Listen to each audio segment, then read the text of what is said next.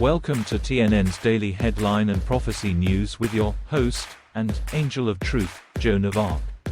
Joan will be sharing truth-filled, hard-hitting factual news on a daily basis covering the topics of health, financial, geopolitical issues, and more. So please join Joan as she covers the news in these prophetic times. And remember, the truth shall set you free.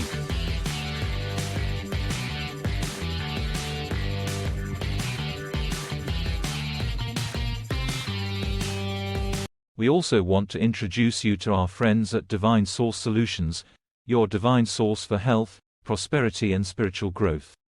They are a diverse group of believers, pastors, doctors, social workers, teachers, public servants, business owners, parents, Native American tribal leaders and more. United by their shared faith in a loving God. Whether you are dealing with health issues, lost a job, losing a home, food scarcity concerns or struggling to prosper financially, they will partner with you to create a workable solution based on your current situation. They share our belief here at Trinity News Network, that there are no governmental or political solutions to the problems we are facing in this fallen world. So their health and prosperity care ministries were created to coach you with spiritually and professionally based real-life solutions to stay healthy and prosper in these difficult times. You may choose to achieve this through a combination of attending their self-paced 52-week video blog Bible study series, online sermons through Fire and Grace Church, free health coaching and weight management guidance, prayer assistance, additional daily headline and prophecy news and more. You can reach out to them at www.divinesourcesolutions.org. We are also proud of our friends at the Support Local Foundation and their humanitarian efforts in restoring health and prosperity, one community at a time. Their local featured small business owners are offering simple local solutions to complex problems in a community near you. So check them out at www.supportlocalfoundation.org. So here's your host and angel of truth, Joan of Arc. Hello, this is Joan of Arc, your host and angel of truth with Trinity News Network, where the truth shall set you free. Welcome and thanks for joining me on this Thursday, January 12, 2023. So, let's get started on the latest with foreign policy in the news. The fake election in Brazil, another thing being kept from you. You've heard the story or at least parts of it. President Jair Bolsonaro faced off with challenger Inacio, Lula da Silva in Brazil last month. It was like a replay of the 2020 US election in every way. Bolsonaro was a conservative president, a popular one, running for re-election. Lula is a communist, allied with the Chinese Communist Party. On top of that, in April 2018, he wound up in prison convicted in a massive corruption scandal that appeared to end his long and storied political career. But about a year and a half behind bars, he was released on a technicality, in 2019, when Brazil's Supreme Court annulled his conviction, finding that the judge in the case was biased. Then da Silva launched another run for the presidency and went on to win with 50.9% of the vote compared to 49.1% for Bolsonaro in the tightest presidential race going back at least to the end of Brazil's dictatorship 37 years ago. For all of December, the election was contested. Millions of people filled the streets, peacefully, in some of the largest demonstrations in the world. But guess what? Outside of Brazil, the demonstrations went virtually unseen, including in the United States. They were blacked out. On top of that, Joe Biden, months before the election, sent an unusual message to Bolsonaro. He told him, in no uncertain times, not to contest the election if he lost. You can imagine what Bolsonaro thought of that warning coming from Biden. Bolsonaro remembered clearly the 2020 election in the US. He knew it had been fixed, rigged, stolen. Another thing you should know about the Brazilian election. They didn't use paper ballots at all. They used just machines. One of the ways people knew it was rigged, aside from the activity by the Chinese communists, was some of the regional results. In heavily contested areas, the supposed results revealed no opposition to Lula. None. He received all of the votes. That's why the people amassed in some of the greatest peaceful protests in the history of the world. Flash forward to what is being called the January 6th-style riots in Brazil, on January 8th. They include break-ins at the Brazilian Congress, the Presidential Palace and the Supreme Court. This week, of course, Joe Biden condemned the unruly protests and offered his full support for Lula after the two spoke by phone. Meanwhile, Bolsonaro, a very good man, is in the US but can be easily extradited. Biden called the unrest, familiarly, an assault on democracy. In a tweet on Sunday, Biden said supporters of Brazil's former President Bolsonaro were attacking the peaceful transfer of power in the nation, and again cast his support behind President da Silva. Does any of this surprise anybody? Did you expect Biden to change his tune with the change in the House of Representatives? Is this whole pattern of rigged elections getting old? Is it clear to you how it's all done, with the help of the cooperative media and the big tech tyrants? Brazil is the largest county in South America. China has long had its eyes on it, in fact, all of Latin America. It's their big prize, and now Beijing's man is president, so let's get started on the latest with health policy in the news. Never forget, Pfizer used dirty tricks to avoid massive payout to Nigeria. Pharmaceutical giant Pfizer resorted to dirty tricks in order to avoid paying a settlement to Nigeria, following the disastrous 1996 clinical trial of its antibiotic Trovan in the country's Kano state. According to an April 2009 cable obtained and later published by WikiLeaks, the New York-based drug manufacturer came to a tentative $75 million agreement with the Kano state government to settle complaints the latter filed. However, the cable suggested that Pfizer did not want to pay out to settle two cases, one civil and one criminal, filed separately by the federal government in Nigeria's capital Abuja. Enrico Ligeri, Pfizer country manager for Nigeria, expressed disagreement with settling the Kano state cases during the April 20, 2009 meeting. He later came to the conclusion that the $75 million figure was reasonable because the suits had been ongoing for many years, and had been costing Pfizer more than $15 million a year in legal and investigative fees. The lawsuits against Pfizer arose from a drug trial in children in Kano back in 1996, amid an outbreak of meningitis in the northern Nigerian state. The said trial was later found to have been conducted without consent from the parents. A total of 11 Nigerian children died as a result, which led to both federal and state governments taking the matter to court. The cable also touched on an earlier meeting between Ligeri, Pfizer lawyers Joe Petrosinelli and Atiba Adams and officials at the U.S. Embassy in Nigeria. During the meeting, it was suggested that the lawsuits filed by Abuja were dropped due to the involvement of General Yakubu Gowon, former Nigerian head of state from 1969 to 1975. Gowon interceded on Pfizer's behalf with Governor Malam Ibrahim Shekarau, the head of Kano state at that time. The retired general directed that the state's settlement be reduced from $150 million to $75 million. Shekarau was later appointed as Minister of Education and elected as a senator in 2019. Aside from Shekarau, Gowon also met with former Nigerian President Umaru Musa Yar'Adua while the latter was still in office. The cable said Gowon convinced the leader to drop the two cases against Pfizer, which the president did. Yar'Adua passed away in 2010. Moreover, the cable revealed that Pfizer hired investigators to dig up evidence of corruption against former Justice Minister Michael Ndokar, then the federal attorney general, to persuade him to drop legal action over the Trovan trial. Ligeri admitted to this action during the April 9 meeting, adding that Pfizer's investigators were passing this information to local media. A series of damaging articles detailing Ndokar's alleged corruption ties were published in February and March, the cable stated. Ligeri contended that Pfizer had much more damaging information on Ndokar, and that Attorney General's cronies were pressuring him to drop the suit for fear of further negative articles. 2 days before the April 9 meeting and with Petrosinelli and Adams absent, Ligeri enlarged on the covert operation against the federal attorney general. The Pfizer country manager went on to suggest that the lawsuits against Pfizer were wholly political in nature. Nigerian newspaper Next ran a story in November 2010 that elaborated on Endocar's secret deal with Pfizer that led to Abuja's lawsuits being dropped. The story alleged that the terms of the agreement that led to the lawsuits being dropped remain unknown because of the nature of the deal brokered by Endocar. It continued, "The withdrawal of the case, as well as the terms of settlement, is a highly guarded secret by the parties involved in the negotiation."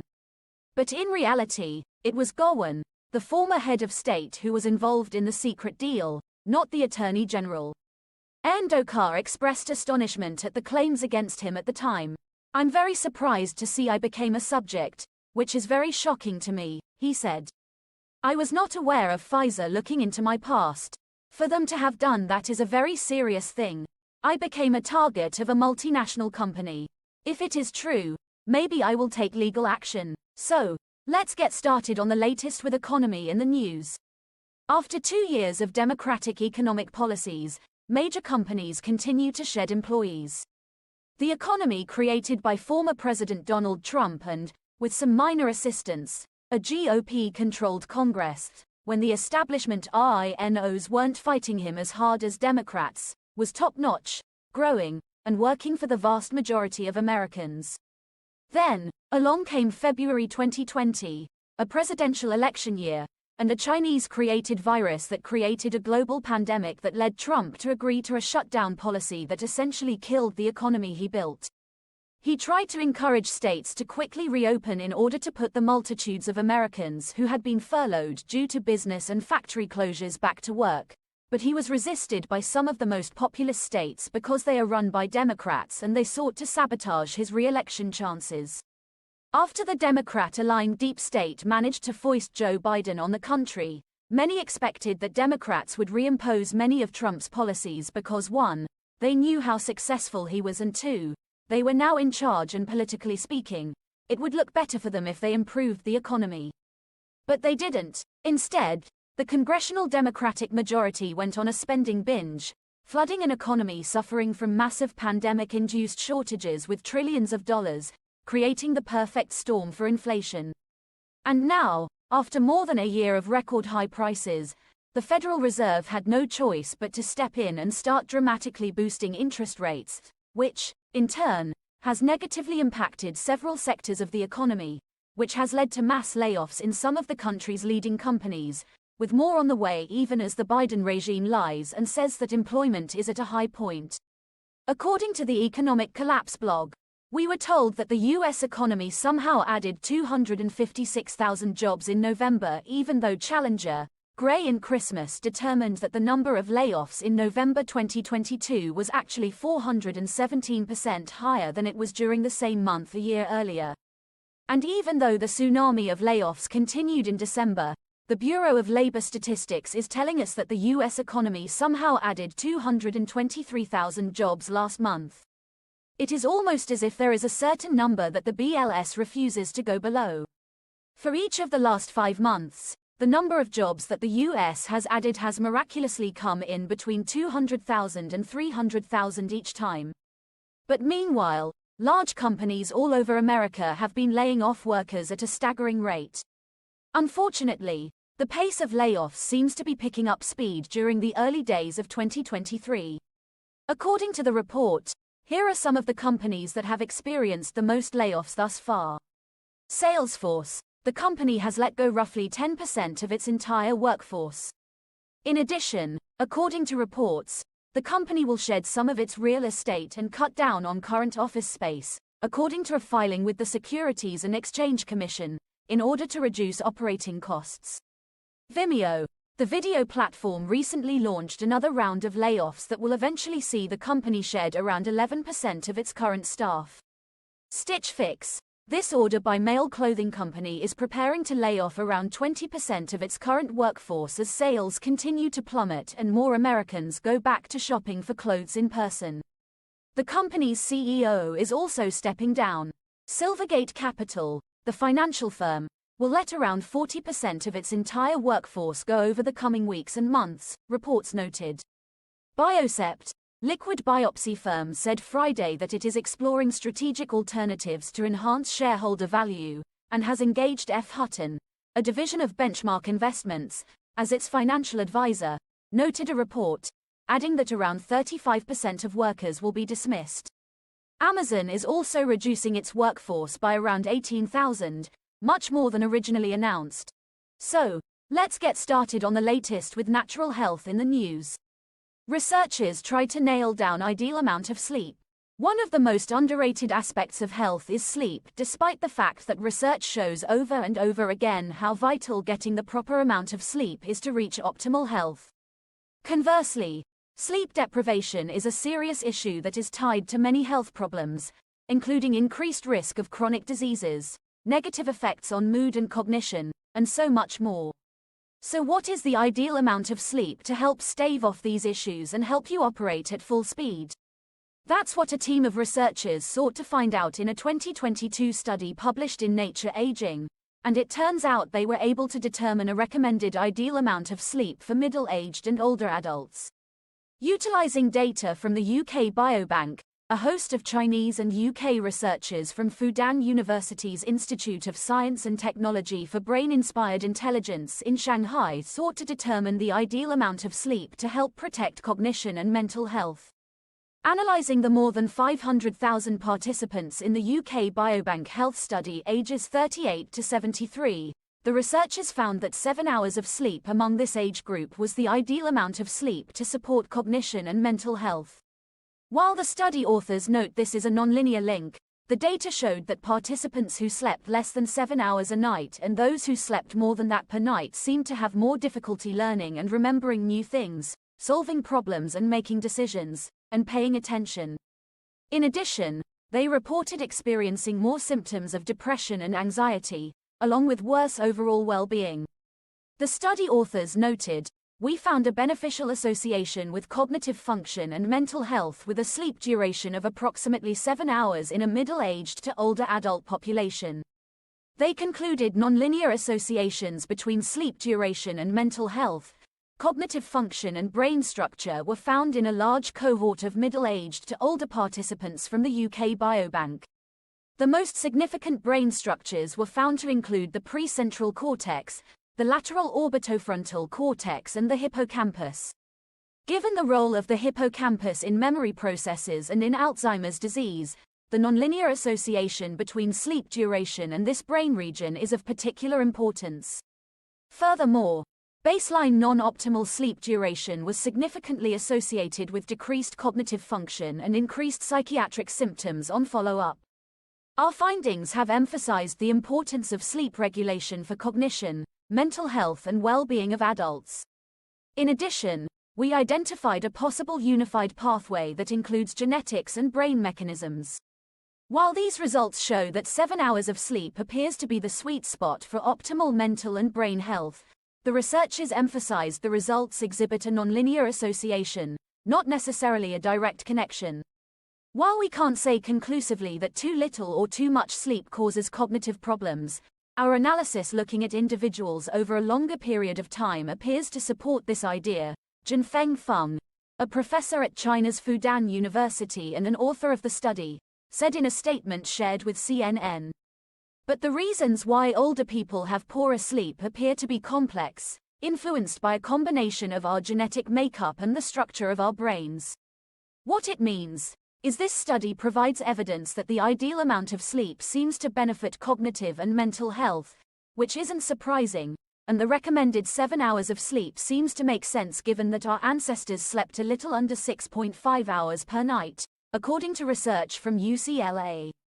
Yes, that's less than 7 hours per night, but when taking into consideration the extremely different lifestyles today compared to hundreds of years ago, the slight difference makes sense. However, 7 hours may not necessarily be the ideal target for everyone. Some people function best with a little more or a little less sleep. As with many other aspects of health, it really can depend on the individual. Still, it's definitely a good idea to aim for 7 to 9 hours of sleep per night. And it's a good idea to track your focus and mood and compare it with the amount of sleep you got that day. This could help you determine the ideal amount of sleep for you. For some additional tips on better sleep and boost brain health, try natural sleep aids, containing natural 5-HTP, calcium, magnesium, passion flower, valerian root, St. John's wort, melatonin, and L-theanine to name a few. Other ways to promote better sleep include managing stress, avoiding blue light at night, increasing exposure to natural light during the daytime, exercising, adjusting your diet and creating a bedtime routine. In conclusion, sleep deprivation and oversleeping can play a part in a host of health issues, particularly on brain health. A 2022 study looked to identify the ideal amount of sleep to support cognition, mental health and overall well-being. Examining UK data from a health study involving adults ages 38 to 73, researchers found that 7 hours of sleep appeared to be the sweet spot for optimal health. To help reach the ideal amount of sleep and keep the brain in tip-top shape, utilize natural sleep aids, set a bedtime routine and make sure you get the ideal amount of sleep for you, with 7 hours as a good target based on research. So, let's get started on the latest with prophecy in the news. Top Christian, US opening Pandora's box that will lead to unspeakable atrocities. The Bible warns of those who pervert its instructions, calling good what the scriptures determine is evil, and vice versa. It's found in Isaiah chapter 5 verse 20, which in the King James says, "Woe unto them that call evil good, and good evil, that put darkness for light, and light for darkness, that put bitter for sweet, and sweet for bitter." And now it's happening, warns James Dobson, the founder of Family Talk with Dr. James Dobson and the James Dobson Family Institute. He also founded the influential Family Research Council in the 1980s, has advised multiple presidents and has written dozens of books that have sold millions of copies, including Dare to Discipline, The Strong-Willed Child, Bringing Up Boys, Bringing Up Girls and When God Doesn't Make Sense. In his new online newsletter, he explains how the leftism being promoted by Washington, D.C., these days has left him concerned. The issues at hand are abortion, the destruction of the most innocent of lives and marriage, the demolition of the biblical standard that the institution is for one man and one woman. Our country is abandoning our most sacred values of life and liberty. Even in the wake of overturning Roe vs. Wade, the cultural mandate to equate the slaughter of unborn babies with the inherent rights of women seems to be embraced now more than ever. It is appalling to think that our politicians on the left are celebrating this so-called right that they now refer to as women's health care, he said. He said on that issue, America is opening Pandora's box that will lead to unspeakable atrocities and, I fear, our ultimate demise as a nation. The reason for the rebellion by humanity against biblical standards isn't complicated, he said.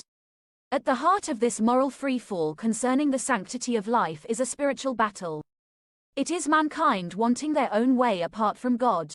That is exactly why the left and the LGBTQ community are relentlessly attacking the absolute truth found in Genesis chapter 1 verse 27. So God created man in his own image, in the image of God he created him, male and female he created them, he said. He explained by demanding the right to kill the unborn, leftists denounce the very imprint of God upon his creation. It is the clay telling the potter that he doesn't exist, and once this happens, man can begin to recreate life in his own image. History has shown us where this will lead. Evil will become good, and good will be declared evil. Tragically, America is already running recklessly toward this end, he warned. He said the agenda has moved even further regarding marriage. We now have government officials using the words of Christ to validate their heinous acts of murder and perversion. They are proclaiming evil as good and using the covering of religion and even scripture to justify themselves, he said. That offense comes from the deceptively named Respect for Marriage Act that strikes down God's design for marriage, he said. He noted former House Speaker Nancy Pelosi used her own form of spirituality in calling the law, beautiful legislation, that reflects the divinity in every human being.